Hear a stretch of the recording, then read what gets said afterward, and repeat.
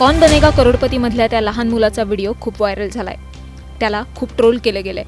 आतापर्यंत तुमचं सगळ्यांचं त्या मुलाविषयी मत बनवून झालंच असेल, तर हा व्हिडिओ जरा नीट बघा।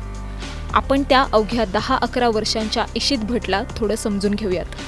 तो केबीसी मध्ये आल्यावर वागण्या बोलण्यातून उद्धट का वाटला? त्याच्या वागण्यात नेमकं काय चुकलं? का चुकलं? असा प्रश्न आम्हाला पडला आणि आम्ही याविषयी तज्ञांशी बोललो। डॉक्टर निखिल पांडे हे मानसोपचार तज्ञ आहेत।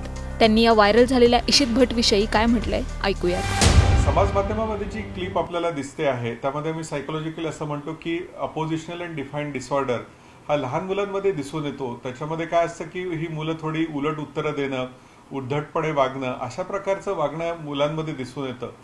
त्याचं मुख्य कारण म्हणजे इनकन्सिस्टंट पॅरेंटिंग स्टाईल असं मी त्याला म्हणतो। त्याचं कारण असं असतं की मुलांना कधी अशा उलट उत्तर देण्याबद्दल लोक हसतात, त्याच्यामुळे असं त्यांना वाटतं की ते चुकीचं काही वागतात त्यांना कळत नाही। म्हणजे कधी त्यांच्या अशा उद्धटपणे वागण्याबद्दल त्यांना रागवणं भेटलं जातं आणि कधी त्यांना त्यांच्या या बोलण्याबद्दल लोक हसतात, त्याच्यावर मजाक उडवतात, त्याच्यामुळे त्यांना असं वाटतं की ते बरोबरच करतात आहे। ऍक्च्युली मुलांना योग्य त्यांनी कसं वागलं पाहिजे हा जर संदेश बरोबर नाही गेला तर त्याच्यामुळे मुलं अशा चुकीचं वागू शकतात।